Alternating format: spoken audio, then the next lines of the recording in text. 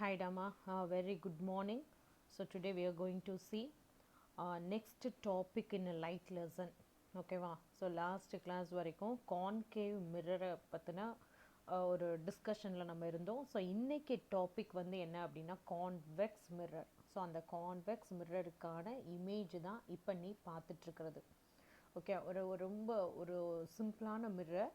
But ஆனால் அது வந்து பார்த்தீங்கன்னா அந்த டோட்டல் அந்த அப்பார்ட்மெண்ட்டையுமே ஃபுல்லாக என்ன பண்ணுது அப்படின்னா கவர் பண்ணியிருக்கு இருக்கா.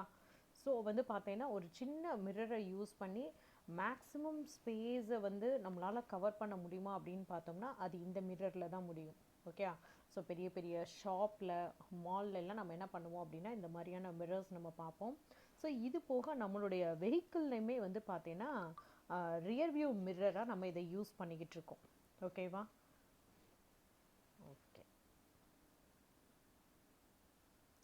ஓகே. ஸோ இப்போ வந்து பார்த்தா அப்படின்னா இந்த கான்வெக்ஸ் மிரருக்கான இமேஜ் ஃபார்மேஷன் அதுதான் நம்ம பார்க்க போகிறோம். ஸோ இங்கே வந்து பார்த்தா அப்படின்னா உனக்கு ஒரே ஒரு டயக்ராம் மட்டும் இங்கே கொடுத்துருக்காங்க. பட் ஆனால் இதே இது வந்து கான்கேவ் மிரரில் வந்து பார்த்தா அப்படின்னா நிறையா இமேஜ் ஃபார்மேஷனுக்கான டயக்ராம் வந்து நிறையா இருந்தது. இங்கே ஒரே ஒரு டயக்ராம் மட்டும்தான் கொடுத்துருக்காங்க. ஸோ என்ன மெயின் ரீசன் அப்படின்னு பார்த்தீங்கன்னா அங்கே நீ ஒவ்வொரு டிஃப்ரெண்ட்டான பொசிஷனில் ஆப்ஜெக்டை நீ ப்ளேஸ் பண்ண அப்படின்னா ஒவ்வொரு டிஃப்ரெண்ட்டானதில் வந்து பார்த்தீங்கன்னா இமேஜ் ஃபார்மேஷன் இருந்தது. பட் ஆனால் இங்கே வந்து ரொம்ப ரொம்ப சிம்பிளான கேஸ். நீ எங்கே ஆப்ஜெக்டை ப்ளேஸ் பண்ணேனாலும் சரி அது உனக்கு ஸ்க்ரீனில் இல்லாமல் அந்த மிரருக்குள்ளேயே இமேஜ் ஃபார்மேஷன் இருக்க போகுது. ஓகேயா, அதுதான் இந்த மிரரோட ஸ்பெஷாலிட்டி. ஸோ அங்கே வந்து கான்கேவ் மிரரில் வந்து ஸ்க்ரீனில் வந்து கேப்சர் பண்ணோம். பட் ஆனால் இங்கே என்ன ஆகுது அப்படின்னு பார்த்தீங்கன்னா இமேஜ் வந்து மிரருக்குள்ளேயே தான் கிடைக்குது. ஸோ இது உனக்கு ரொம்ப சிம்பிளாக எப்படி சொல்லலாம் அப்படின்னு பார்த்தீங்கன்னா இங்கே பார்த்தீங்கன்னா ஓ டேஷ் எதை டினோட் பண்ணுது அப்படின்னா ஆப்ஜெக்டை டினோட் பண்ணுது. இந்த ஆப்ஜெக்ட்டுக்கான இமேஜ் எங்கே ஃபார்ம் ஆகிருக்கு அப்படின்னு பார்த்தீங்கன்னா இங்கே உள்ள மிரருக்கு உள்ளேயே ஃபார்ம் ஆகிருக்கு ஐ டேஷ். ஓகேயா, ஸோ அப்போ இந்த ஏரியா வந்து பார்த்தீங்கன்னா மிரர். ஸோ மிரருக்குள்ளேயே என்ன இருக்குது அப்படின்னு பார்த்தீங்கன்னா இமேஜ் ஃபார்மேஷன் இருக்குது.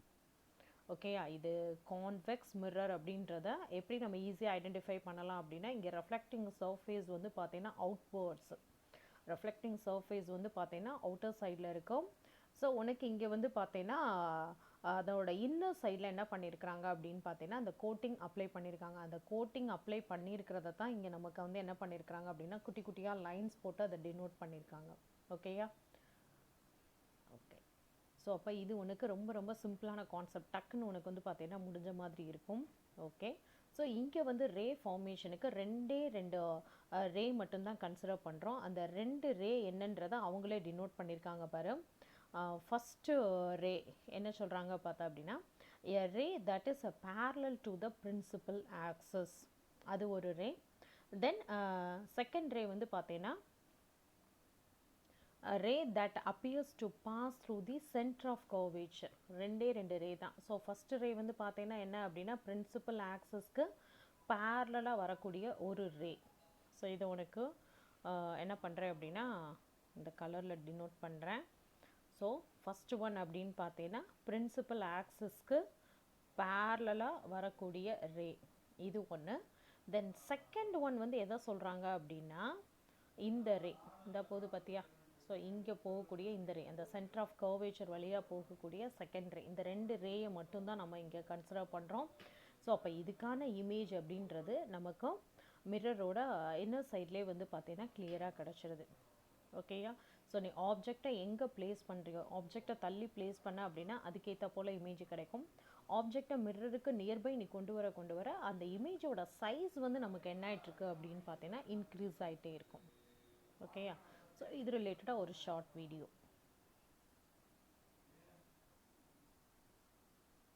Let's study the image formation of a convex mirror for different positions of the object from it. A convex mirror, a candle, and a paper screen to capture the image are kept on a horizontal surface as shown. Move the candle and observe the image in the mirror and on screen.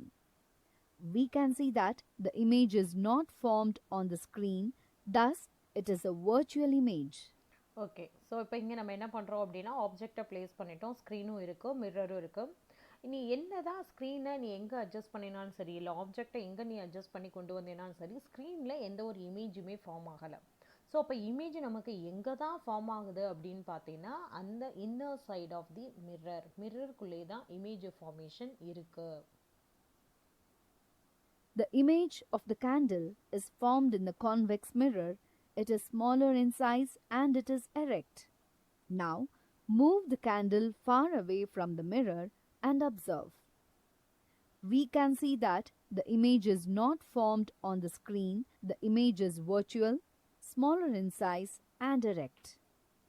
Thus, we find that the image formed by a convex mirror is always virtual, smaller in size, and erect. Okay, so இங்கே form ஆகக்கூடிய இந்த convex மிரரில் form ஆகக்கூடிய image எப்படி இருக்குது அப்படின்னா erect இமேஜாக தான் இருக்குது. இங்கே இன்வெர்டட் இமேஜ் ஃபார்ம் ஆகலை. ஓகேயா? ஸோ கிடைக்கக்கூடிய இமேஜ் எப்படி இருக்குது அப்படின்னா ஸ்ட்ரைட்டாகவே தான் இருக்கும். ஓகேயா?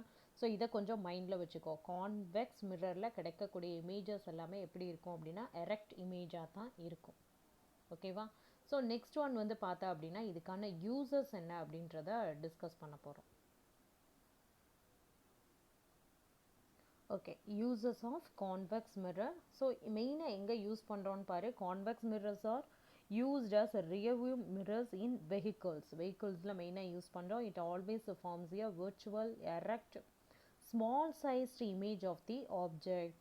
As the vehicles approach the driver from behind, the size of the image increases. ஓகேயா? ஸோ இங்கே பார்த்த அப்படின்னா இங்கே உள்ள பிக்சரில் நீ நோட் பண்ணனாலே தெரியும். ஸோ இது என்ன பண்ணுது அப்படின்னு பார்த்தீங்கன்னா ஒரு சின்ன மிரர் தான், பட் ஆனால் மேக்ஸிமம் ஸ்பேஸை வந்து ஃபுல்லும் இது என்ன பண்ணியிருக்கு அப்படின்னா கவர் பண்ணியிருக்கு. அங்கே இருக்கக்கூடிய ஒரு சின்ன சின்ன இன்சிடெண்ட்டை கூட நம்ம என்ன பண்ண முடியும் அப்படின்னா இந்த மிரரை யூஸ் பண்ணி நம்ம பார்க்க முடியும்.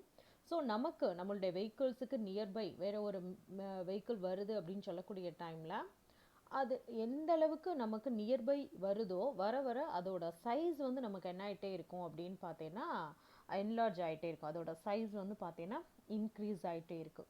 ஓகேயா? ஸோ அப்போ இந்த கான்வெக்ஸ் மிரரை யூஸ் பண்ணி maximum area, wider field of view, okay, maximum ஏரியாவை கவர் பண்ணிடுது இந்த கான்வெக்ஸ் மிரர். மற்ற மிரரோட கம்பேர் பண்ணக்கூடிய டைமில் இந்த கான்வெக்ஸ் மிரர் மேக்ஸிமம் ஏரியாவை கவர் பண்ணிடுது. Then convex mirrors are installed on public roads as a traffic safety device. ஓகேயா? ஸோ இப்போ நம்ம சிசிடிவி கேமரா கொண்டு வந்துட்டோம். பட் ஆனால் இன்னமும் கூட நிறைய இந்த கேமரா யூஸ் பண்ண முடியாத நிறைய ஏரியாவில் என்ன பண்ணுறாங்க அப்படின்னு பார்த்தீங்கன்னா அந்த டிராஃபிக்கை கண்ட்ரோல் பண்ணுறதுக்கு, டிராஃபிக்கை வந்து பார்த்தீங்கன்னா மானிட்டர் பண்ணுறதுக்கு என்ன பண்ணுறாங்க அப்படின்னா இந்த கான்வெக்ஸ் மிரரை தான் யூஸ் பண்ணிகிட்ருக்காங்க. They are used in acute bends of narrow roads such as a hairpin bends in mountain passes where direct view of oncoming vehicles is restricted. It is also used in blind spots in shops. ஓகேயா? இன்னுமே நிறைய மவுண்டெயினில் இருக்கக்கூடிய அந்த hairpin bend அப்படின்னு சொல்லுவாங்க. அந்த bend வந்து ரொம்ப ஷார்ப்பாக இருக்கும். ஸோ ஆப்போசிட்டில் என்ன வெஹிக்கிள் வருது அப்படின்றது தெரியாமல் இருக்கும்.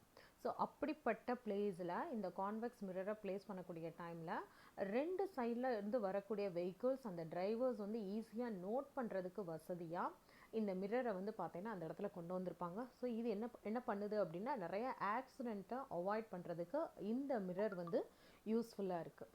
ஓகேவா? ஸோ அப்போ அந்த பிளைண்ட் கார்னரில் நம்ம என்ன பண்ணிக்கலாம் அப்படின்னா இந்த மாதிரியான மிரர்ஸை நம்ம யூஸ் பண்ணிக்க முடியுது. ஓகேவா?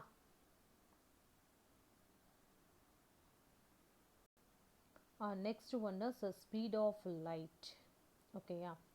ஸோ ஸ்பீட் ஆஃப் லைட் அப்படின்னா ஒரு வெஹிக்கிளோட ஸ்பீட் என்ன அப்படின்றத இப்போ நம்ம வந்து மானிட்டர் பண்ண முடியுது. ஸோ இதே மாதிரி மற்றதுக்குமே நம்ம என்ன பண்ணுறோம் அப்படின்னு பார்த்தீங்கன்னா ஸ்பீடை வந்து ஈஸியாக வந்து இப்போ மெஷர் பண்ணிக்கிறோம். பட் ஆனால் ஒரு லைட்டோட ஸ்பீடை வந்து மெஷர் பண்ண முடியுமா, மெஷர் பண்ணியிருக்காங்களா அப்படின்னு பார்த்தோம்னா ஓகே, இப்போ ரொம்ப ரொம்ப அட்வான்ஸ் லெவல்லே நம்ம இப்போ இருக்கிறோம். பட் ஆனால் இந்த மெஷர் பண்ணணுன்ற ஐடியா எப்போ ஆரம்பித்தது அப்படின்னு பார்த்தீங்கன்னா ஃபஸ்ட்டு ஒன் வந்து பார்த்தீங்கன்னா early 17th century the Italian scientist Galileo Galilei tried to measure the speed of light. So எப்போன்னு பார்த்துக்கோ 17th centuryலேயே வந்து பார்த்தீங்கன்னா லைட்டோட ஸ்பீடை வந்து எப்படியாவது மெஷர் பண்ணிடணுன்ற தாட் யாருக்குள்ளே இருந்திருக்கு அப்படின்னு பார்த்தீங்கன்னா கலீலியோ கலீலிக்கு இருந்திருக்கு. நம்ம டெலஸ்கோப்பை கண்டுபிடிச்சது இந்த கிரேட் சயின்டிஸ்ட் தான். ஓகேயா? ஸோ அப்போ இவருடைய அந்த ஐடியாவை ஃபாலோ பண்ணி அடுத்து யார் வந்து இந்த முயற்சியில் இன்வால்வ் ஆகக்கூடிய அடுத்த ஒரு சயின்டிஸ்ட் யார் அப்படின்னு பார்த்தீங்கன்னா 1665 ஒரு டேனிஷ் அஸ்ட்ரானமர் வந்து பார்த்தீங்கன்னா இந்த விஷயத்தில் involve ஆகிருக்கிறாரு.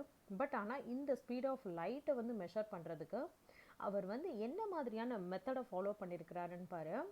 One of the 12 moons of the planet ஜூபிட்டரை அப்சர்வ் பண்ணி அந்த ஜூபிட்டரில் இருந்து என்ன பண்ணுறாரு அப்படின்னா ஸ்பீட் ஆஃப் லைட்டை வந்து மெஷர் பண்ணுறதுக்கு நிறையா முயற்சி எடுத்திருக்கிறாரு.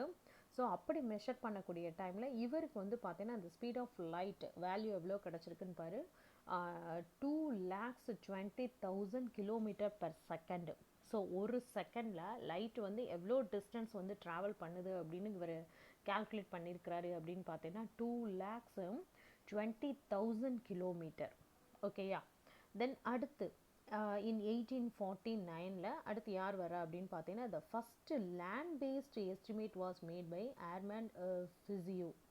ஓகேயா. ஸோ அடுத்த சயின்டிஸ்ட் யார் அப்படின்னு பார்த்தீங்கன்னா ஆர்மண்ட் ஃபிசியோ. எதை பேஸ் பண்ணி கொண்டு வந்திருக்கிறாரு அப்படின்னு பார்த்தீங்கன்னா லேண்ட் பேஸ்ட். ஏன்னா இதுக்கு முன்னாடி வந்தவங்கலாம் பார்த்தீங்கன்னா ஒவ்வொரு மெத்தட்ஸை ஃபாலோ பண்ணாங்க. இவர் வந்து அந்த டேனிஷ் ஆஸ்ட்ரானமர் என்ன பண்ணார், ஜூபிட்டரோட மூனை யூஸ் பண்ணி கால்குலேட் பண்ணுறாரு பார்த்தியா. பட் ஆனால் இவர் அந்த மெத்தடை ஃபாலோ பண்ணாமல் ஃபுல் அண்ட் ஃபுல் வந்து பார்த்தீங்கன்னா லேண்ட் பேஸ்டு எஸ்டிமேஷனில் கொண்டு வர்றதுக்கு முயற்சி பண்ணியிருக்கிறாரு. பட் ஆனால் இப்போ நம்ம யூஸ் பண்ணிகிட்ருக்கிறது வந்து ஸ்பீட் ஆஃப் லைட் வந்து எங்கே நோட் பண்ணுறோம் அப்படின்னா வேக்குவத்தில் லைட் வந்து என்ன ஸ்பீடில் ட்ராவல் ஆகுது. ஸோ அதை தான் இப்போ நம்ம கால்குலேஷனுக்கும் மற்ற எல்லாத்துக்குமே கொண்டு வந்துட்ருக்கோம். So today the speed of light in vacuum is known to be almost exactly 3 lakhs kilometer per second. Okay, 3 lakhs kilometer per second. ஒரு செகண்டில் 3 lakhs கிலோமீட்டர் வந்து பார்த்தீங்கன்னா லைட் ட்ராவல் பண்ணுது. ஸோ அந்தளவுக்கு ஃபாஸ்ட்டாக ட்ராவல் பண்ணுது. ஸோ நமக்கு வந்து பார்த்தீங்கன்னா அந்த லைட்னிங் அண்டு தண்டரிங் டைமில் வந்து பார்த்தீங்கன்னா இடியை விட மின்னல் வந்து பார்த்தீங்கன்னா ஃபாஸ்ட்டாக நம்ம ஆக்சுவலாக ரெண்டுமே அட் அ டைமில் தான் வந்து ஃபார்ம் ஆகுது ஸ்கையில். ஆனாலுமே கூட நம்மளை ஃபாஸ்ட்டாக ரீச் பண்ணுறது யார் அப்படின்னு பார்த்தீங்கன்னா அந்த லைட்னிங் தான். ஸோ அப்போ இது எப்படி ஃபாஸ்ட்டாக வருது, ஏன் தண்டரிங் லேட்டாக கேட்குது அப்படின்னா அந்த லைட்டோட ஸ்பீடு வந்து ஹையாக இருக்கும். சவுண்டோட ஸ்பீடை விட லைட்டோட ஸ்பீடு வந்து ஹையாக இருக்கிறனால அது ஃபஸ்ட்டு என்ன பண்ணுது அப்படின்னா எர்த்தை வந்து ரீச் பண்ணுது. ஓகேயா. ஸோ அப்போ மைண்டில் வச்சுக்கோ, லைட்டோட ஸ்பீடு என்ன அப்படின்னு கேட்டாங்கன்னா 3 × 10⁸ மீட்டர் பர் செகண்ட். ஓகேயா. இங்கே வந்து கிலோமீட்டரில் கொடுத்துருக்காங்க. ஸோ அதை நீ மீட்டருக்கு கன்வெர்ட் பண்ணக்கூடிய டைமில் ரொம்ப சிம்பிளான ஃபார்முலா சொல்கிறேன், நம்பர் சொல்கிறேன். 3 × 10⁸. கிலோமீட்டரில் சொன்னேன்னா 3 × 10⁵ சொல்லுவேன். ஸோ அங்கே வந்து மீட்டருக்கு நம்ம சொல்லக்கூடிய டைமில் 3 × 10⁸ மீட்டர் பர் செகண்ட். ஓகேயா. Okay, the next one is refraction of light. ரெஃப்ளெக்ஷனுக்கும் ரிஃப்ராக்ஷனுக்கும் என்ன டிஃப்ரென்ஸ் இருக்குது மிஸ்? ரெண்டு வேர்டும் கிட்டத்தட்ட ஒன்று போல தானே இருக்குது அப்படின்னா பெரிய டிஃப்ரென்ஸ் இருக்குது. ரெஃப்ளெக்ஷன் அப்படின்னா என்ன ஆகுது அப்படின்னா லைட் ரேஸ் வந்து ஒரு ஒரு அப்ஸ்டக்கல்ஸில் இல்லை ஒரு ஒரு என்ன ஆகுது அப்படின்னு பார்த்தீங்கன்னா ஒரு பிளேஸில் படுது. அது பட்டுட்டு ஒரு ஆப்ஜெக்டில் பட்டுட்டு அது என்ன ஆகுது அப்படின்னு பார்த்தீங்கன்னா ரெஃப்ளெக்ட் ஆகுது. ஓகே, பட்டுட்டு ரெஃப்ளெக்ட் ஆகுது. இப்போ மிரர்லேயே படுது அப்படின்னா பட்டுட்டு ரெஃப்ளெக்ட் ஆகுது.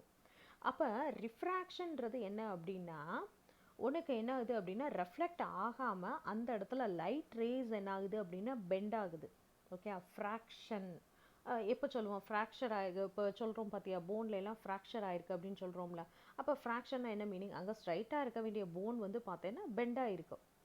ஸோ அதே மாதிரி தான் இங்கே லைட் ரேஸ் வந்து என்ன ஆகுது அப்படின்னா பெண்ட் ஆகுது. எப்போ பெண்ட் ஆகுது, ஒரு மீடியத்துலேருந்து இன்னொரு மீடியத்துக்கு லைட் ரேஸ் ட்ராவல் பண்ணுது அப்படின்னா அந்த டைமில் என்ன ஆகுது அப்படின்னா பெண்ட் ஆகுது. ஒரு மீடியத்துலேருந்து இன்னொரு மீடியத்துக்கு லைட் ரேஸ் ட்ராவல் பண்ணக்கூடிய டைமில் அது பெண்ட் ஆகுது. ஓகேயா.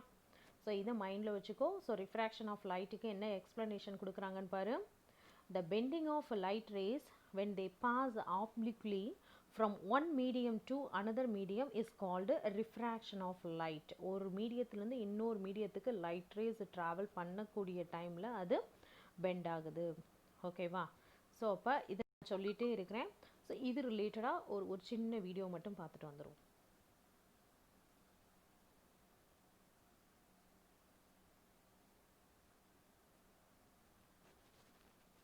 Refraction of light.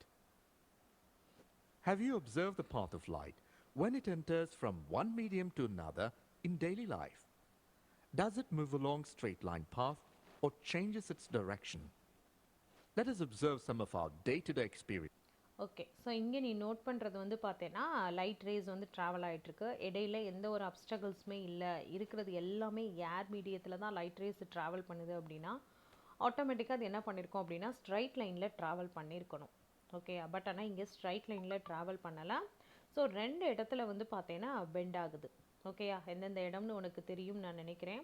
ஸோ எந்தெந்த இடத்துல பெண்டாக இருக்குது அப்படின்னு பார்த்தேன்னா, ஸோ ஃபஸ்ட்டு இந்த இடத்துல வந்து பார்த்தேன்னா ஒரு பெண்ட் இருக்குது. அகெயின் இந்த இடத்துல வந்து பார்த்தேன்னா ஒரு பெண்ட் இருக்குது. ஸோ இப்போ இந்த ரெண்டு பெண்டும் ஏன் நடக்குது அப்படின்னு பார்த்தீங்கன்னா, ஸோ இங்கே இருக்கிற வரைக்கும் இது என்ன மீடியத்தில் இருக்குது?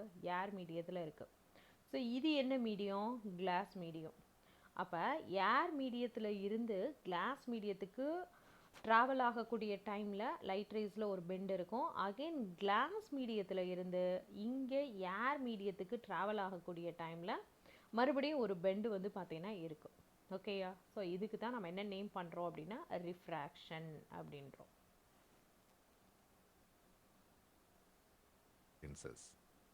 For example, when pencil partly immersed in water, it appears to be broken at the interface of air and water.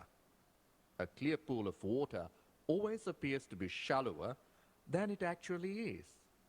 A coin placed at the bottom of beaker containing water seems to be raised.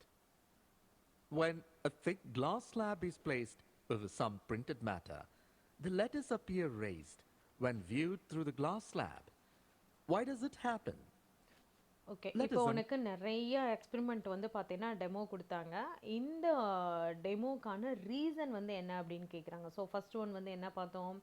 So ஒரு பென்சிலை என்ன பண்ணுறாங்க அப்படின்னா வாட்டரில் tip பண்ணுறாங்க. So அப்போ அந்த இடத்துல வந்து பார்த்தீங்கன்னா பார்ஷியலி இமர்ஸ்ட் ஆகிருக்கக்கூடிய டைமில் அந்த பென்சில் வந்து ஏன் பெண்டான மாதிரி தெரியுது? இது ஃபஸ்ட் கொஸ்டின். தென் அகெயின் வந்து பார்த்தீங்கன்னா காயினை வந்து வாட்டரில் நம்ம போட்டு வச்சுருக்கக்கூடிய டைமில் அந்த காயின் வந்து ரைஸ் ஆன மாதிரி தெரியுது. ஸோ அப்போ இதுக்கான ரீசன் என்ன? அடுத்தது பிரிண்டட் ஷீட்டுக்கு மேலே கிளாஸ் லேபை வைக்கிறாங்க. ஸோ அப்படி கிளாஸ் லேபை வைக்கக்கூடிய டைமில் அந்த லெட்டர்ஸ் வந்து பார்த்தீங்கன்னா இம்போஸ் ஆன மாதிரி இருக்குது. ஸோ அப்போ இதெல்லாம் என்ன ரீசன் அப்படின்றதான் உன்கிட்ட கொஸ்டின் கேட்குறாங்க. ஸோ இதுக்கான ரீசன் எல்லாமே ஆன்சர் நானே சொல்லிடுறேன், ரிஃப்ராக்ஷன் தான். ஓகேயா? Understand the reason with this illustration. Let us consider a water tumbler and a pencil. When the pencil is partly immersed in water in a glass tumbler, it appears bent or broken to the observer. We know for a fact that the pencil is not bent at all. It just appears to be so. In this case, the light reaching observer from the portion of the pencil inside water seems to come from. So இதெல்லாம் ரொம்ப சிம்பிளான experiment தான். இதெல்லாம் நீயே என்ன பண்ணலாம் அப்படின்னா வீட்டில் கொஞ்சம் ஒர்க் அவுட் பண்ணி பார்க்கலாம். ஸோ இந்த இடத்துல நிஜமாவே வந்து பென்சில் வந்து பெண்டாக இருக்கா அப்படின்னு பார்த்தோம்னா கிடையாது. ஓகேயா? ஸோ இது வந்து நம்மளுடைய விஷனுக்கு வந்து பார்த்தீங்கன்னா அந்த மாதிரி தெரியுது.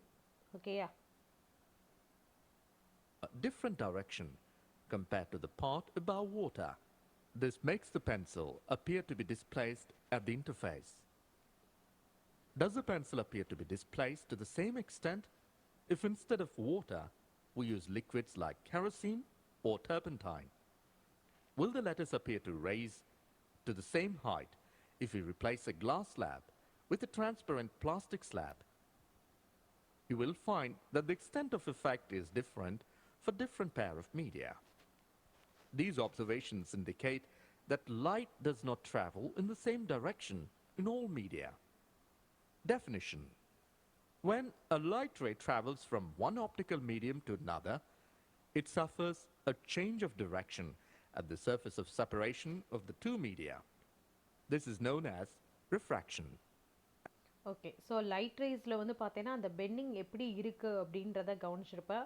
ஸோ எல்லா மீடியத்துலேயும் லைட் ரேஸ் வந்து பார்த்தீங்கன்னா ஒன்று போல தான் ட்ராவல் ஆகணும் அப்படின்ற ரூல் கிடையாது. ஸோ உனக்கு அங்கே மீடியம் டிஃபர் ஆகக்கூடிய டைமில் அதோட பாத்தும் என்ன ஆகுது அப்படின்னு பார்த்தீங்கன்னா டிஃபர் ஆகுது, பெண்ட் ஆகுது. அந்த பெண்டிங் ஆஃப் லைட்டுக்கு தான் நம்ம என்ன நேம் பண்ணுறோம் அப்படின்னா ரிஃப்ராக்ஷன் அப்படின்றோம். ஓகேவா? Okay, next one is a refraction of light from a plain transparent surface. ஓகேயா? ஸோ இப்போ இங்கே என்ன பண்ணுறாங்க அப்படின்னு பாரு. இப்போ லைட் ரேஸ் வந்து ரிஃப்ராக்ட் ஆகுது அப்படின்றத நீ கவனிச்சிருப்ப. அப்படி ரிஃப்ராக்ட் ஆகக்கூடிய டைமில் இப்போ இங்கே நீ பாரு, இங்கே நீ பார்க்கக்கூடிய பிக்சரில் வந்து பார்த்தேன்னா என்னென்ன மீடியம் நம்ம இங்கே எடுத்துருக்குறோம் அப்படின்னு பார்த்தேன்னா, ஒன்று வந்து ஏர் மீடியம், அனதர் ஒன் வந்து பார்த்தா அப்படின்னா வாட்டர் மீடியமாக இருக்குது. ஓகேயா? ஸோ இப்போ இது வந்து பார்த்தேன்னா ஏர் மீடியமாக இருக்குது, இங்கே வந்து பார்த்தேன்னா இது வந்து வாட்டர் மீடியம். ஸோ அப்போ ஏர் மீடியத்திலேருந்து என்ன ஆகுது அப்படின்னு பார்த்தேன்னா ஒரு ரே, இன்சிடென்ட் ரே வருது. இந்த இன்சிடென்ட் ரே என்ன ஆகுது அப்படின்னா ஒரு மீடியத்துலேருந்து இன்னொரு மீடியத்துக்கு ட்ராவல் ஆகக்கூடிய டைமில் லைட்டாக என்ன இருக்குது அப்படின்னு பார்த்தீங்கன்னா பெண்டாக இருக்குது. ஓகே, இந்த இடத்துல வந்து பார்த்தீங்கன்னா லைட் ரே வந்து பெண்டாக இருக்குது. ஆக்சுவலாக இதோட ஒரிஜினல் பாத் வந்து பார்த்தீங்கன்னா இந்த டாட்டர் லைன் கொடுத்துருக்காங்க பார்த்தியா, இதுதான் அதுக்கான ஒரிஜினல் பாத்து. ஓகே, இந்த இடத்துல லைட் ரே வந்து என்ன இருக்குது அப்படின்னா பெண்டாக இருக்குது. ஸோ இப்போ இதை பேஸ் பண்ணி சொல்லக்கூடிய ஃபஸ்ட்டு பாயிண்ட் பாரு. when a ray of light travels from optically rarer medium to optically denser medium. எதை ரேரர் மீடியம்னு சொல்கிறாங்க அப்படின்னா ஏரை வந்து ரேரர் மீடியம்னு சொல்கிறாங்க, டென்சர் மீடியம்ன்றது வாட்டர். ஸோ எங்கே உனக்கு மாலிகுல்ஸ் வந்து லூஸாக இருக்கோ அதை நம்ம ரேரர் மீடியம்னு சொல்லுவோம், எங்கே மாலிகுல்ஸ் வந்து டைட்டாக இருக்கோ அதை டென்சர் மீடியம் அப்படின்னு சொல்கிறோம். ஸோ அப்போ இந்த மாதிரியான சுச்சுவேஷனில் it bends towards the normal. ஓகேயா? இங்கே என்ன இருக்குது அப்படின்னு பார்த்தேன்னா இங்கே வரக்கூடிய லைட் ரே எப்படி பெண்டாக இருக்குது அப்படின்னா it bends towards the normal. Towards the normal அப்படின்னா எதை சொல்கிறாங்க அப்படின்னா ஆக்சுவலாக இது வந்து நார்மல் லைன். இந்த நார்மல் லைனுக்கு நியர்பை வந்திருக்கா? ஆக்சுவலாக உனக்கு இங்கே போக வேண்டிய இந்த டாட்டர் லைனில் போக வேண்டியது பெண்ட் ஆகி என்ன இருக்குது அப்படின்னு பார்த்தீங்கன்னா இங்கே வந்திருக்கு. Okay, it bends towards the normal. இதைத்தான் அவங்க என்ன பண்ணியிருக்கிறாங்க அப்படின்னா இதில் சொல்லியிருக்கிறாங்க. ஓகேயா? தென் செகண்ட் ஒன் என்ன சொல்லியிருக்காங்கன்னு பாரு. when a ray of light travels from an optically denser medium to an optically rarer medium, it bends away from the normal. So இது வந்து செகண்ட் பிக்சர். ஓகே, இந்த செகண்ட் பிக்சரில் என்ன சொல்கிறாங்கன்னு பாரு. ஸோ உனக்கு இது வந்து பார்த்தேன்னா நார்மல் லைன், லைட் ரேஸ் எங்கேருந்து எங்கே போகுதுன்னு பாரு, வாட்டர். அதாவது இது வந்து பார்த்தேன்னா டென்சர் மீடியம். ஓகே, இந்த டென்சர் மீடியத்தில் இருந்து எங்கே போகுது? ரேரர் மீடியத்துக்குள்ளே போகுது. ஸோ அப்படி போகக்கூடிய டைமில் it bends away from the normal. இப்படி போகிற லைன் வந்து பார்த்தீங்கன்னா என்ன ஆகுது அப்படின்னு பார்த்தீங்கன்னா அவே ஃப்ரம் த நார்மல். ஒரிஜினலை விட்டுட்டு இந்த ஒரிஜினல் பாத்தை விட்டுட்டு இது என்ன ஆகுது அப்படின்னு பார்த்தீங்கன்னா அவே, தள்ளி விலகி போயிருக்கு பார்த்தியா. So away from the normal அப்படின்ட்டாங்க. தென் தேர்ட் ஒன் வந்து என்ன சொல்கிறாங்க அப்படின்னா a ray of light incident normally on a denser medium goes without any deviation. ஓகேயா? ஸோ அப்போ அதே இது வந்து பார்த்தீங்கன்னா தேர்ட் ஒனில் நார்மல் லைன் வழியாகவே ட்ராவல் பண்ணுது அப்படின்னா இங்கே எந்த ஒரு டீவியேஷனும் இல்லாமல் ஸ்ட்ரைட்டாக போயிடுது. அதை தான் நமக்கு தேர்ட் ஒனில் சொல்லியிருக்காங்க. ஓகேவா? இது கிளியராக இருக்கும் அப்படின்னு நான் நினைக்கிறேன். Okay, then next one the laws of refraction of light. எப்படி நம்ம ரெஃப்ளெக்ஷன் ஆஃப் லைட்டுக்கு வந்து பார்த்தீங்கன்னா ஒரு 2 லா பார்த்தோம் பார்த்தியா. ஸோ அதே மாதிரி இப்போ நம்ம ரிஃப்ராக்ஷன் ஆஃப் லைட்டுக்கு 2 லா கொடுத்துருக்காங்க. என்னென்ன லான்னு பாரு. First one the incident ray, the refracted ray and the normal. Incident ரேயும் சரி, ரிஃப்ராக்டட் ரேயும் சரி, நார்மலும் சரி, மூணுமே எப்படி இருக்க போகுது அப்படின்னு பார்த்தீங்கன்னா all lie in the same plane. மூணுமே எப்படி இருக்க போகுது அப்படின்னா ஒரே பிளேனில் தான் இருக்க போகுது. Then second one the ratio of the sine of angle of incidence to the sine of angle of refraction is a constant. ஓகேயா? ஸோ அப்போ ஆங்கிள் ஆஃப் இன்சிடென்ஸ் நம்ம எதை சொல்கிறோம்? The angle between incident ray and normal line. இதுக்கு இடையில இருக்கக்கூடிய ஆங்கிளை தான் நம்ம என்ன சொல்கிறோம் அப்படின்னா ஐன்னு சொல்கிறோம், angle of incidence. Angle of refraction என்ன அப்படின்னு பார்த்தீங்கன்னா இந்த angle between refracted ray and normal. இதுக்கு இடையில இருக்கக்கூடிய ஆங்கிளை தான் நம்ம என்ன சொல்கிறோம் அப்படின்னா ஆங்கிள் ஆஃப் ரெஃப்ளெக்ஷன் அப்படின்றோம். அப்போ இதுக்கான சைன் வேல்யூ எடுத்துக்கிறோம். ஓகேயா? இதுக்கான என்ன வேல்யூ எடுத்துக்கிறோம்? சைன் வேல்யூ எடுத்துக்கிறோம். Sine i by sine r is equal to constant. இங்கே ஒரு பர்டிகுலர் மீடியமாக இருக்குது அப்படின்னா அந்த மீடியத்துக்கு வந்து பார்த்தா அப்படின்னா sine i by sine r value எப்படி இருக்க போகுது அப்படின்னா கான்ஸ்டண்ட்டாக தான் இருக்க போகுது. அந்த கான்ஸ்டன்ட் வேல்யூ தான் எதை சொல்கிறாங்க அப்படின்னா ரிஃப்ராக்டிவ் இண்டெக்ஸ் அப்படின்றாங்க. அதாவது ஒவ்வொரு மீடியத்துக்கும் ஒரு particular index value, refractive index value இருக்கும். இது என்ன ரிஃப்ராக்டிவ் இண்டெக்ஸ் அப்படின்னா, இப்போ நான் சொன்னேன் பார்த்தியா, லைட் ரேஸ் வந்து ஒரு மீடியத்துலேருந்து இன்னொரு மீடியத்துக்குள்ளே ட்ராவல் பண்ணக்கூடிய டைமில் இது பெண்ட் ஆகும் அப்படின்னு சொன்னேன் பார்த்தியா, அந்த பெண்டிங் வேல்யூ எவ்வளோ இருக்கும் அப்படின்றத டினோட் பண்ணுறது தான் இந்த ரிஃப்ராக்டிவ் இண்டெக்ஸ் வேல்யூ. ஓகேயா? So this constant is called the refractive index of the second medium with respect to first medium. ஓகேயா? ஸோ அப்போ இதுக்கான ஃபார்முலா பாரு, mu is equal to speed of light in vacuum or air by speed of light in the medium, particular medium. அது என்ன medium? Water மீடியமாக இருக்கலாம், இல்லை வந்து பார்த்தீங்கன்னா கிளாஸ் மீடியமாக இருக்கலாம். ஸோ அது என்ன மீடியமோ அது ரெண்டுக்குமான வேல்யூஸை நம்ம டிவைட் பண்ணோம் அப்படின்னா கிடைக்கக்கூடிய ஆன்சர் தான் ரிஃப்ராக்டிவ் இண்டெக்ஸ் வேல்யூ. ஓகேவா? Okay, the next one is total internal reflection. Okay, next one என்னது? Total internal reflection. Okay, இந்த total internal reflection எதை பேஸ் பண்ணி கொண்டு வராங்கன்னு பாரு. இப்போ வேறு ஒன்றுமே இல்லை, சிம்பிளான கான்செப்ட் தான். கொஞ்சம் கவனமாக இருந்தேனாலே உனக்கு எல்லாம் புரிய ஆரம்பிச்சிடும். ஸோ இப்போ நீ பார்த்த அப்படின்னா இது வந்து வாட்டர் மீடியம். இங்கே இருக்கிறது வந்து பார்த்தீங்கன்னா வாட்டர் மீடியம். ஓகேயா? ஸோ இது வந்து பார்த்தீங்கன்னா ஏர் மீடியம் அப்படின்னு கூட எடுத்துக்குவோம். ஸோ அப்போ இங்கே என்ன ஆகுது அப்படின்னு பார்த்தீங்கன்னா, டென்சர் மீடியத்துலேருந்து ரேரர் மீடியத்துக்கு லைட் ரே ட்ராவல் பண்ணுது. ஸோ பெர்பெண்டிகுலராக நம்மளுக்கு வந்து பார்த்தீங்கன்னா இந்த மாதிரி நார்மல் லைனில் ட்ராவல் ஆச்சு அப்படின்னா எந்த ஒரு டீவியேஷனுமே இருக்காது. பட் ஆனால் இதே இது வந்து லைட்டாக பெண்ட் ஆகுதுன்னு வச்சுக்கோங்க. இப்போ இந்த செகண்ட் ரேயை பாரு, இந்த இடத்துல வந்து பார்த்தீங்கன்னா இந்த மாதிரி லைட்டாக ஆங்கிள் வந்து என்ன இருக்குது அப்படின்னா பெண்டாக இருக்குது. ஸோ பெண்டாக இருக்கக்கூடிய டைமில் ஆங்கிள் ஆஃப் இன்சிடென்ஸ் எப்படி இருக்குது அப்படின்னா லெஸ் தென் 90 டிகிரி. ஓகேயா? வேல்யூ எவ்வளோ இருக்குது? லெஸ் தென் 90 டிகிரியில் இருக்குது. ஸோ அப்போ அதுக்கான ஆங்கிள் எப்படி இருக்குது அப்படின்னு பார்த்துக்கோ. அடுத்தது வந்து பார்த்தீங்கன்னா அடுத்ததுமே வந்து லெஸ் தென் 90 டிகிரியில் இருக்குது. ஓகேயா? ஆங்கிள் ஆஃப் இன்சிடென்ஸ் வந்து எப்படி இருக்குது அப்படின்னு பார்த்தீங்கன்னா லெஸ் தென் 90 டிகிரியில் இருக்குது. தென் ஆர் அடுத்த வேல்யூவை நான் கொஞ்சம் நல்லா கவனிச்சுக்கோ. இந்த ஃபோர்த்து ஒன்னில் ஆங்கிள் எப்படி வருதுன்னு பாரு. ஆங்கிள் ஆஃப் இன்சிடென்ஸ் வேல்யூ ஒரு பர்டிகுலர் வேல்யூ இருக்குது. இந்த பர்டிகுலர் வேல்யூக்கு ஏற்றா போல் ஆங்கிள் ஆஃப் ரிஃப்ராக்ஷன் வேல்யூ இப்போ என்னவாக இருக்குது அப்படின்னு பார்த்தீங்கன்னா 90 டிகிரியை வந்து ரீச் பண்ணியிருக்கு. டே தம்பி கொஞ்சம் நல்லா கவனிச்சிட்டே இருக்கணும். இந்த இடத்துல இந்த பாயிண்டில் ஆங்கிள் ஆஃப் ரிஃப்ராக்ஷன் வந்து பார்த்தீங்கன்னா எவ்வளவு அப்படின்னா 90 டிகிரி. அதுக்கு முன்னாடி வரைக்கும் லைட்டாக தான் என்ன ஆகிட்டு இருந்தது அப்படின்னு பார்த்தீங்கன்னா ஆங்கிள் வந்து பெண்டாகி இருந்தது. ஓகே, லைட்டாக தான் ஆங்கிள் பெண்டாகிட்டு இருந்தது.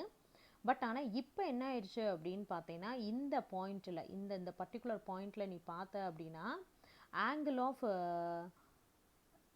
ரிஃப்ராக்ஷன் வேல்யூ வந்து எவ்வளவு அப்படின்னு பார்த்தீங்கன்னா 90 டிகிரி. ஓகேயா? சாரி, 90 டிகிரியாக இருக்கா. இப்போ இங்கே உனக்கு ஆர் வேல்யூ 90 டிகிரியாக இருக்கக்கூடிய டைமில் நல்லா கவனிக்கணும். ஆர் வேல்யூ 90 டிகிரியாக இருக்கக்கூடிய டைமில் ஐ வேல்யூ என்னவோ அந்த வேல்யூவை தான். இப்போ இந்த ஐ வேல்யூ வந்து பார்த்தீங்கன்னா 45 இருக்கலாம், இல்லை 40 இருக்கலாம், ஏதோ ஒரு வேல்யூ இருக்கும் பார்த்தியா. இந்த ஐ வேல்யூவை தான் நம்ம என்ன சொல்கிறோம் அப்படின்னா கிரிட்டிக்கல் ஆங்கிள் அப்படின்னு சொல்கிறோம். ஓகே, இந்த ஐ வேல்யூவை தான் நம்ம என்ன சொல்கிறோம்? கிரிட்டிக்கல் ஆங்கிள் அப்படின்றோம். ஓகேயா? ஸோ டெஃபனிஷன் கொடுத்துருக்காங்க, கொஞ்சம் கவனி. When light travels from denser medium into a rarer medium, it gets refracted away from the normal. While the angle of incidence in the denser medium increases, the angle of refraction also increases and it reaches the maximum value of r is equal to 90 degree for a particular value. ஏதோ ஒரு வேல்யூக்கு ஆரோட value என்ன ஆயிடுச்சு அப்படின்னா 90 டிகிரியாக இருக்குது. அப்போ எந்த வேல்யூக்கு ஆரோட வேல்யூ 90 டிகிரியாக இருந்ததோ அந்த ஆங்கிள் ஆஃப் இன்சிடென்ஸுக்கு நம்ம என்ன நேம் பண்ணுறோம் அப்படின்னா கிரிட்டிக்கல் ஆங்கிள் அப்படின்றோம். அதுக்கு என்ன நேம் பண்ணுறோம்? Critical angle. சரி, ஓகே. அடுத்தது பாரு, at this angle the refracted ray grazes the surface of separation between the two media. Okay, so அப்போ இந்த இடத்துல ஆங்கிள் ஆஃப் ரிஃப்ராக்ஷன் வந்து பார்த்தீங்கன்னா எங்கே போய் விழுகுது அப்படின்னா மேலேயும் இல்லை கீழேயும் இல்லை, எங்கே விழுகுது அப்படின்னா இந்த ரெண்டு மீடியாவையும் பிரிக்கக்கூடிய இடத்துல வந்து பார்த்தீங்கன்னா இந்த ஆங்கிள் ஆஃப் ரிஃப்ராக்ஷன் இருக்குது. ஓகேயா? த நெக்ஸ்ட் ஒன் பாரு, இப்போ தான் டோட்டல் இன்டர்னல் ரெஃப்ளெக்ஷன் கான்செப்டே வரப்போகுது. ஸோ இப்போ இதுக்கு முன்னாடி வரைக்கும் when the angle of incidence exceeds the value of critical angle. So critical angle value வந்து பார்த்தீங்கன்னா ஏதோ ஒரு நம்பர் இருக்குது, ஓகேயா. ஸோ கிரிட்டிக்கல் ஆங்கிளோட வேல்யூ வந்து பார்த்தீங்கன்னா ஏதோ ஒரு நம்பர் இருக்குது. அதான் நான் உன்கிட்ட சொன்னேன் பார்த்தியா, 40 இருக்கலாம், 45 இருக்கலாம், இல்லை 50 இருக்கலாம், ஏதோ ஒரு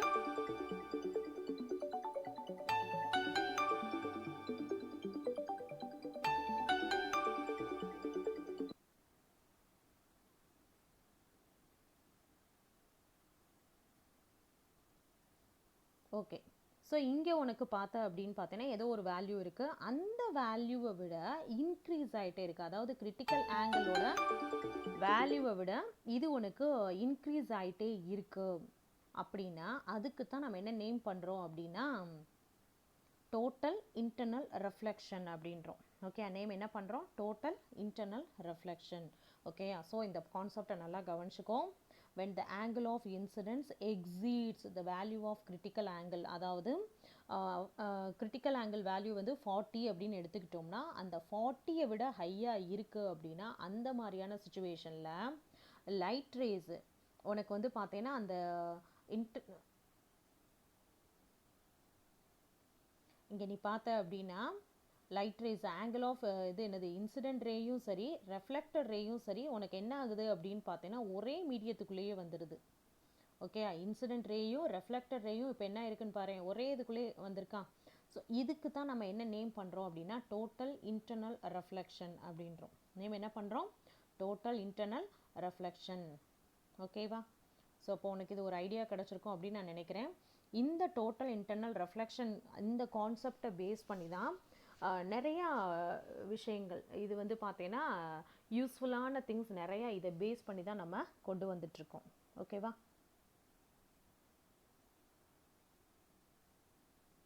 ஸோ அதில் ஃபஸ்ட்டு ஒன் பாரு, conditions to achieve total internal reflection. இந்த டோட்டல் இன்டர்னல் ரெஃப்ளெக்ஷன் நடக்கணும்னா என்ன மாதிரியான கண்டிஷன் இருக்கணும் அப்படின்றத பாரு. First one, light must travel from tensor medium to rarer medium. Tensor மீடியத்தில் இருந்து ரேரர் மீடியத்துக்கு போனால் மட்டும்தான் இந்த டோட்டல் இன்டர்னல் ரெஃப்ளெக்ஷன் நடக்கும்.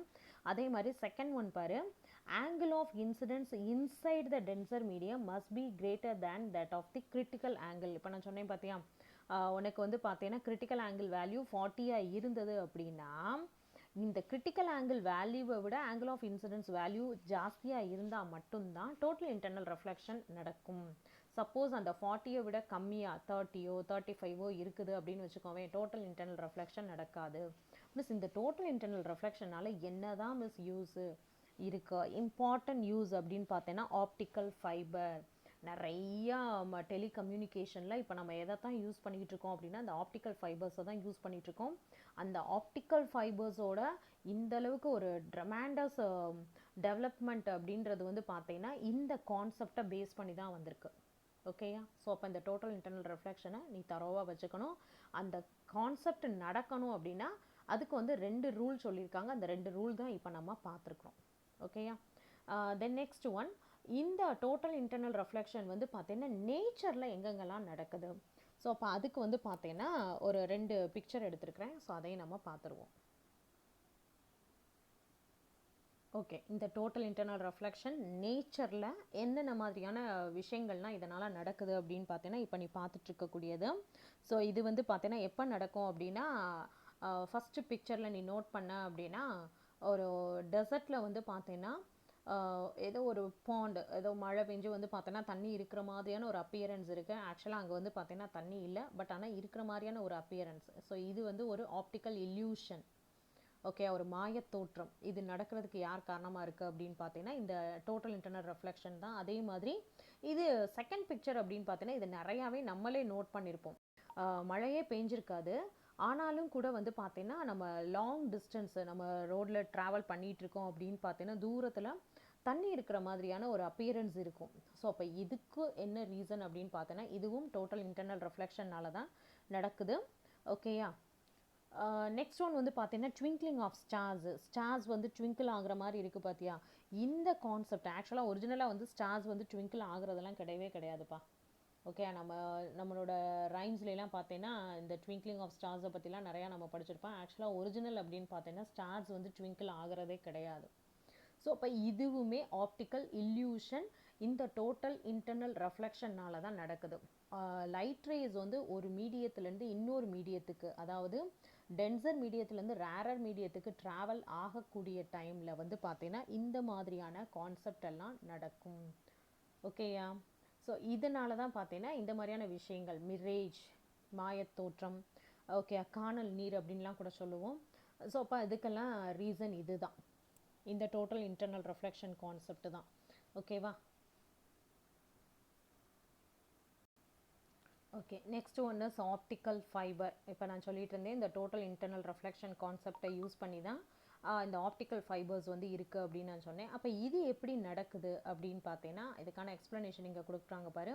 when a signal in the form of light is directed at one end of the fiber at a suitable angle, it undergoes repeated total internal reflection along the length of the fiber and finally comes out at the other end. ஆக்சுவலாக light race அப்படின்றது வந்து பார்த்தீங்கன்னா அது என்ன பண்ணும் அப்படின்னா ஒரு straight லைனில் ட்ராவல் ஆகக்கூடிய ஒரு ஒரு ஒரு இதுன்னு வச்சுக்கோவேன். ஸோ இப்போ இந்த லைட் ரேஸை வந்து பார்த்தீங்கன்னா பெண்ட் பண்ணி, ஓகேயா, அந்த லைட் ரேஸை நம்ம என்ன பண்ணுறோம் அப்படின்னா பெண்ட் பண்ணி இந்த டியூப்பில் கொண்டு வரோம். ஸோ இது வரக்கூடிய டைமில் என்ன பண்ணுது அப்படின்னா அதில் இருக்கக்கூடிய டேட்டாஸையும் சேர்த்து எடுத்துகிட்டு வருது. இப்போ ஒரு சிஸ்டத்தில் இருக்கக்கூடிய இன்ஃபர்மேஷன் இன்னொரு இதுக்கு பாஸ் ஆகுது அப்படின்னா இந்த மாதிரியான ஆப்டிக்கல் ஃபைபர்ஸை யூஸ் பண்ணி தான் நம்ம என்ன பண்ணிகிட்ருக்கோம் அப்படின்னா இன்ஃபர்மேஷன் வந்து பார்த்தீங்கன்னா பாஸ் அவுட் ஆகிட்டுருக்கு. ஓகே, இதை நான் இப்படி ஜஸ்ட் நான் சொல்கிறத விட இது ரிலேட்டடாக ஒரு ஷார்ட் வீடியோ நம்ம பார்த்துருவோம்.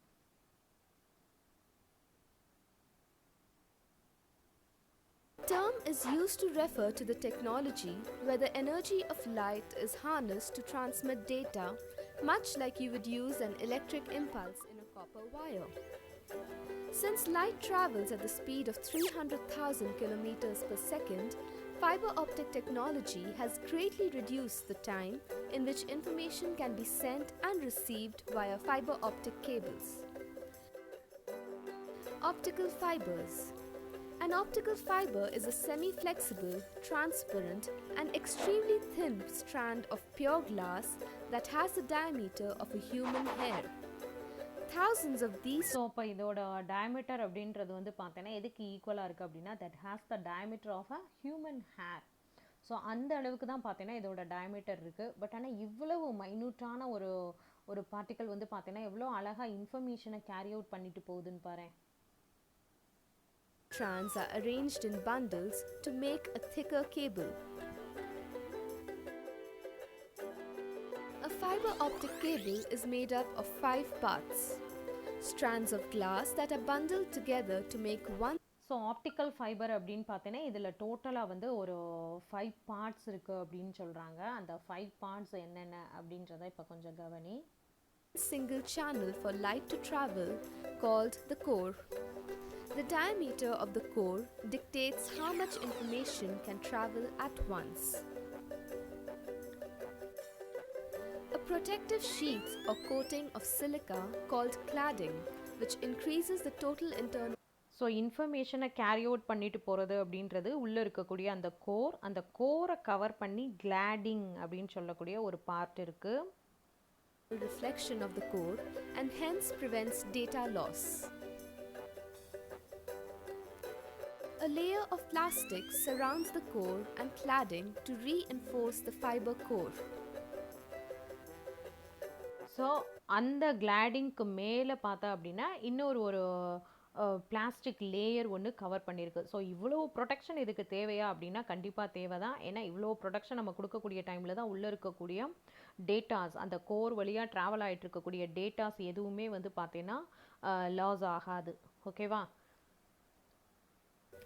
The strengthening fibers around the coating give added support to the coating. All this is covered in the cable jacket like any other cable or wire.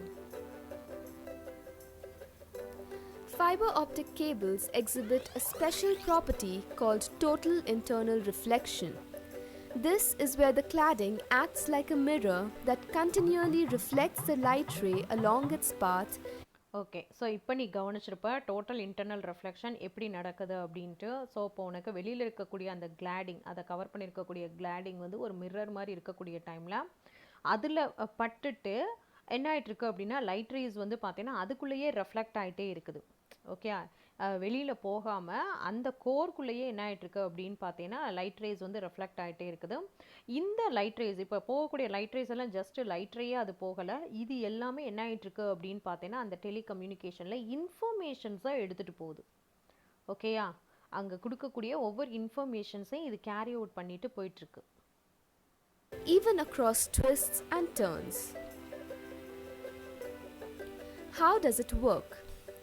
A transmitter is responsible for converting an electric digital signal into a light signal by changing its intensity and pulse rate. So first ஒன்னில் இந்த டிரான்ஸ்மிட்டரில் வழியாக என்ன ஆகிட்டுருக்கு அப்படின்னு பார்த்தீங்கன்னா electrical signals வந்து பார்த்தீங்கன்னா light சிக்னலாக கன்வெர்ட் பண்ணுது. ஓகே, நல்லா கவனிக்கணும். ஃபஸ்ட்டு உள்ள டிரான்ஸ்மிட்டர் வந்து பார்த்தீங்கன்னா எலக்ட்ரிக்கல் சிக்னலை லைட் சிக்னலாக கன்வெர்ட் பண்ணக்கூடிய டைமில் அதுக்கடுத்து இங்கே சென்டரில் இருக்கக்கூடிய அந்த ஆப்டிக்கல் ஃபைபர் வழியாக இந்த இன்ஃபர்மேஷன் என்னது அப்படின்னா அடுத்த டிரான்ஸ்மிட்டருக்கு போகுது. If the ray has to travel a long distance, it will have to pass through an optical regenerator which reboosts the strength of the ray by copying the message and sending a duplicate onward to its destination. Finally, the ray of light with the so ஒரு பாயிண்ட்லேருந்து இன்னொரு பாயிண்ட்டுக்கு என்ன ஆகிட்டுருக்கு அப்படின்னு பார்த்தீங்கன்னா இப்போ message வந்து ட்ராவல் ஆகிட்டுருக்குது. ஓகே, அது எவ்வளோ லாங் டிஸ்டன்ஸுக்கு வேணாலும் இந்த இன்ஃபர்மேஷனை ஈஸியாக என்ன பண்ணிட்டு போகுது அப்படின்னா கேரி அவுட் பண்ணிட்டு போயிட்டுருக்கு. message imprinted on it arrives at the optical receiver. Here it is decoded back into a binary digital format. Uses: communication. Massive amounts of data is sent and received over networks of fiber optic cables for cable television, phones and the internet. Medicine. So அப்போ இதை நீ பார்க்கக்கூடிய டைமில் உனக்கே தோணும், ஓ அப்போ இதில் ஃபுல்லுத்துலேயும் இந்த கேபிள்ஸு எல்லாத்துலேயும் வந்து பார்த்தோம்னா ஃபோன்ஸு இது எல்லாத்துலேயும் என்ன தான் நம்ம யூஸ் பண்ணிகிட்ருக்கோம் அப்படின்னு பார்த்தீங்கன்னா இந்த ஆப்டிக்கல் ஃபைபர்ஸை தான் நம்ம யூஸ் பண்ணிகிட்ருக்கோம் அப்படின்ற ஒரு ஐடியா உனக்கு புரிஞ்சிருக்கும். நெக்ஸ்ட்டு இந்த ஆப்டிக்கல் ஃபைபர் எப்படி ஃபங்க்ஷன் ஆகுது அப்படின்றதையுமே இப்போ இந்த வீடியோவில் கிளியராகவே பார்த்துருப்பேன். ஓகேவா, தென் மெடிசினில் இது எப்படி யூஸ் ஆகுது, ஆப்டிக்கல் ஃபைபரை போய் எப்படி மெடிசினில் யூஸ் பண்ணுறாங்க அப்படின்னா முன்னாடிலாம் வந்து பார்த்தீங்கன்னா ஒரு ஆப்ரேஷன் பண்ணணும் அப்படின்னு சொல்லக்கூடிய டைமில் ஃபுல்லுமே என்ன பண்ணுற மாதிரி இருக்கும் அப்படின்னா ஒரு பர்டிகுலர் ஆர்கனில் ஒரு ஆப்ரேஷன் அப்படின்னு பார்த்தீங்கன்னா ஃபுல்லுமே அந்த ஏரியா வந்து ஓப்பன் பண்ணுற மாதிரி இருக்கும். பட் ஆனால் இப்போ ரொம்ப சிம்பிளானது, ஒரு சின்ன ஹோல் மட்டும் போட்டு அது வழியாக நம்ம என்ன பண்ணுறோம் அப்படின்னு பார்த்தீங்கன்னா ஆப்ரேஷனை ரொம்ப ஈஸியாகவே பண்ணிடுறாங்க. ஸோ அப்போ இது எப்படி பாசிபிள் அப்படின்னா இதுக்கு முழுக்க முழுக்க ரொம்ப யூஸ்ஃபுல்லாக இருக்கிறது வந்து பார்த்தீங்கன்னா இந்த ஆப்டிக்கல் ஃபைபர் தான். ஓகேவா, Since these cables are able to bend, doctors use them during surgery to shine light inside parts of the body which are hard to reach. Engineering. Fiber optic scopes are also used by engineers and mechanics to throw light onto parts of machines with a lot of twists and bends where light cannot easily travel. Okay, so அப்போ உனக்கு இதோட usage எந்த அளவுக்கு இருக்குது அப்படின்றத நீ கவனிச்சிருப்பேன். Okay, so அப்போ optical fibres அப்படின்னா இனிமேல் வந்து பார்த்தீங்கன்னா ரொம்ப ஒரு சிம்பிளானதோ இல்லை ஏனோ தானோ அப்படின்லாம் நம்ம நினச்சிடக்கூடாது. இப்போது அதோட ஃபங்க்ஷனையும் சரி அதுக்கான யூசேஜும் சரி இப்போ நீ கிளியராகவே கவனிச்சிருப்பேன். ஓகேவா, சரி ஓகேடாமா. ஸோ இப்போ இதோட நமக்கு இந்த லெசன் வந்து டோட்டலாக கம்ப்ளீட் ஆகுது. இப்போ நம்ம பார்த்துருக்கக்கூடிய டாப்பிக்கை பேஸ் பண்ணி உனக்கு கொடுக்கக்கூடிய கொஷின்ஸ் அப்படின்னு பார்த்தீங்கன்னா first question, what are the uses of convex mirror? Okay, first question, what are the uses of convex mirror? Okay, then second question, what is a critical angle? Okay, second question, what is a critical angle? Then third one is uses of optical fiber. Okay, third one is uses of optical fiber. So இப்போ நம்ம பார்த்துருக்கக்கூடிய எல்லா கான்செப்ட்டுமே ரொம்ப ரொம்ப important, கொஞ்சம் தரோவாக பாரு. ஓகேவா, okay, thank you டம்மா.